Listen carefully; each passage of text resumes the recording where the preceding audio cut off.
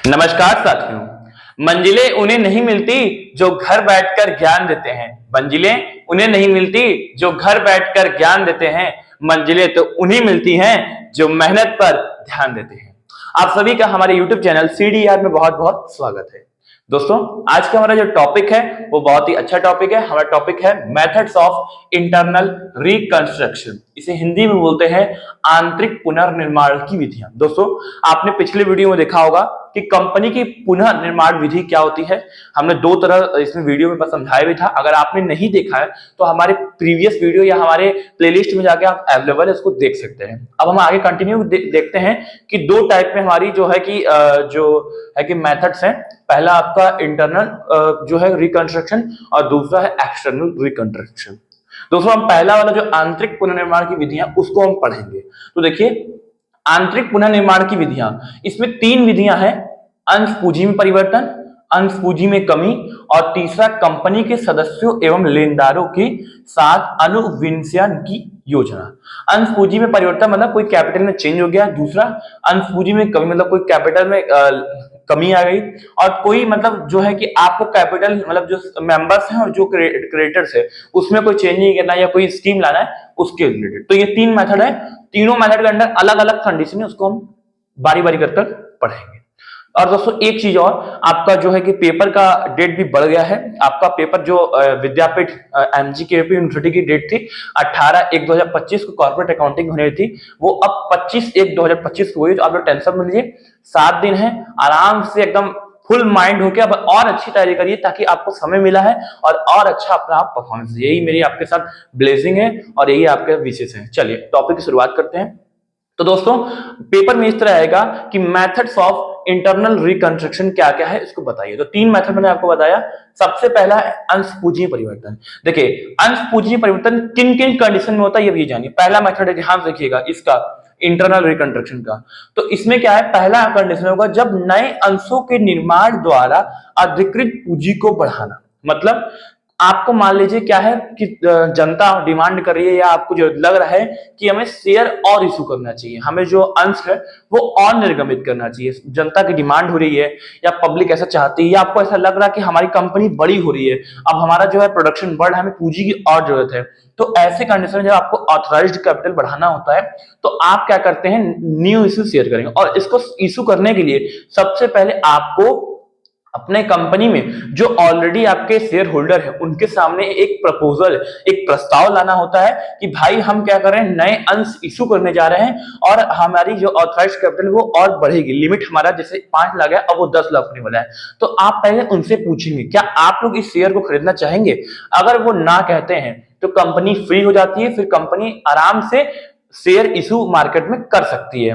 और ये जब प्रपोजल वो नहीं करते, अगर ऐसा उनका मन नहीं है तो वो प्रस्ताव पास हो जाता है, फिर कंपनी क्या होती है, शेयर करने के लिए एलिजिबल हो जाती है। उसके बाद उनको रजिस्ट्रार के पास जाकर क्या होता है, बताना पड़ता है कि मैं अपनी कंपनी के जो आपने पार्षद सीमा नियम और पार्षद अंतर नियम पढ़ा होगा, तो पार्षद सीमा नियम में जो आप पूंजी बताते हो, कैपिटल क्लॉज, उसको बताते हो रजिस्ट्रार के पास जाकर कि मैं अपनी कंपनी के कैपिटल को 5 लाख से बढ़ाकर 10 लाख में कर रहा हूं।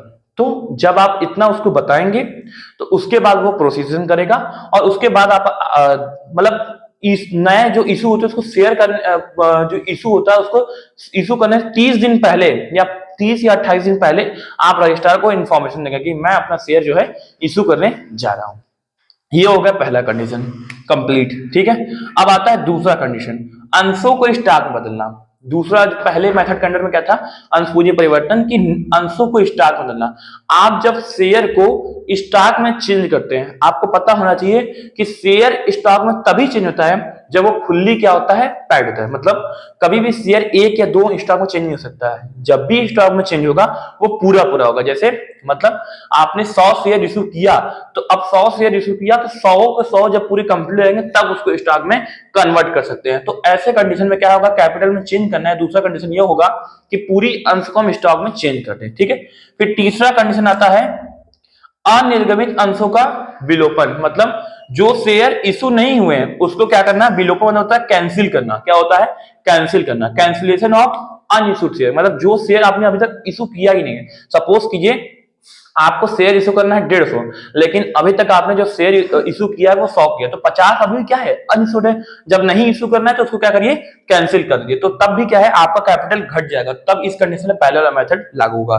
फिर फोर्थ जो कंडीशन आता है, कम मूल्य वाले अंशों का अधिक मूल्य में समेकन। मतलब कहने का मतलब यह है कि जो मिनिमम प्राइस होती है शेयर को, अगर मान लीजिए किसी शेयर की प्राइस कम है बहुत ज्यादा, तो उसको क्या करें, लार्ज वाले शेयर में मिक्स कर देना, मिला देना। तो ऐसे कंडीशन में क्या होता है, ये इफेक्टेड होता है, तो पहला वाला मेथड यहाँ पे लागू होता है।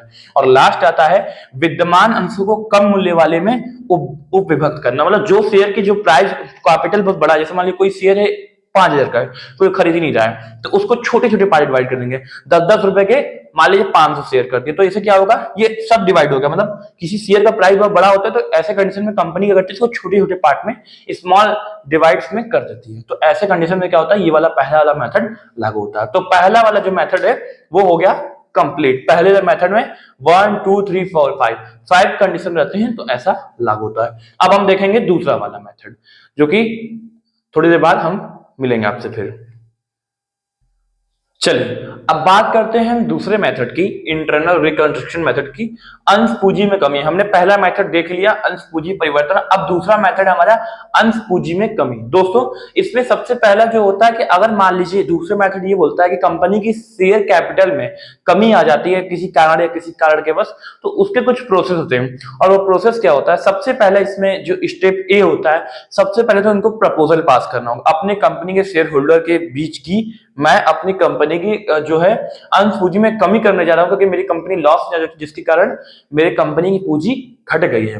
और प्रपोजल जब पास हो जाता है, प्रस्ताव जब पास हो जाता है, तो वो ले जाते हैं ट्रिब्यूनल के पास। ट्रिब्यूनल मतलब क्या होता है, उनको मतलब बताते हैं कि मैं इस कंपनी का जो हूँ, सीईओ हूँ या जो भी हूँ, मैं अपनी कंपनी की पूंजी को घटा रहा हूँ। और तब उसके बाद वो जो वहां का रजिस्ट्रार होता है, वो ट्रिब्यूनल के द्वारा क्या करता है, केंद्र सरकार, राज्य सरकार, इन सभी के पास क्या है, जानकारी देता है कि इस कंपनी की पूंजी घट गई है। और उसके बाद 2-3 स्टेप का वेरिफिकेशन होता है।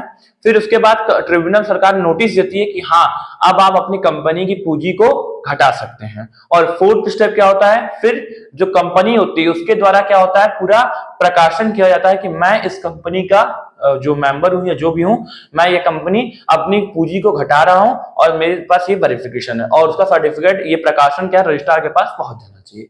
तो ये क्या है, अंश पूंजी की कमी की प्रक्रिया थी। और तीसरा आता है दोस्तों, इसमें कुछ 2-3 कंडीशन और होते हैं मेथड में। जैसे कि एक होता है, आपको मान लीजिए कोई कंपनी में कोई दोषी है, अंश लेके पूरा बैठ गया, तो ऐसे कंडीशन में क्या पूरा कंगाल हो गया, तो ऐसे कंडीशन में जांच पड़ताल होती है। अगर वो व्यक्ति झूठ बोलता है, तो उसको 447 धारा के अंतर्गत कपट के मतलब माध्यम से जेल जा सकता है। तो ये 2-3 कंडीशन होते हैं। और अब आता है कंपनी के सदस्यों एवं लेनदारों के साथ अनुविंशयन की योजना। मतलब कंपनी के मेंबर्स के साथ उसके कैपिटल को लेके, उसके प्रॉफिट को लेकर कुछ ऊपर नीचे हो रहा है, चेंजिंग करना है, तो उसके इन दोनों के साथ क्या वो मीटिंग कर अपनी योजना को ला सकता है, और कंपनी के को बहुत मतलब स्मूथली तरीके से चेंजिंग कर सकता है। यही आपका क्या है, इंटरनल रिकंस्ट्रक्शन का 3 मेथड था, जो मैंने बता दिया। पहले वाले में इंपॉर्टेंट है, दूसरे तीसरे में क्या है, नॉर्मल आप पढ़ लेंगे, आपको समझ में आ जाएगा। कोई डाउट होगा, कोई अगर वो होता है तो आप हमसे कांटेक्ट कर सकते हैं। और हमारा मोबाइल नंबर जो है मैं लिख दे रहा हूं, 7388351665। अगर कांटेक्ट करना हो तो आप हमसे कांटेक्ट करके जो क्वेश्चन हो आप पूछ सकते हैं। कोई डाउट हो इससे थ्योरी से रिलेटेड तो आप हमसे पूछ सकते हैं। आज के लिए इतना ही। अगर आपको वीडियो अच्छा लग रहा हो तो सब्सक्राइब कर दीजिएगा। नमस्कार।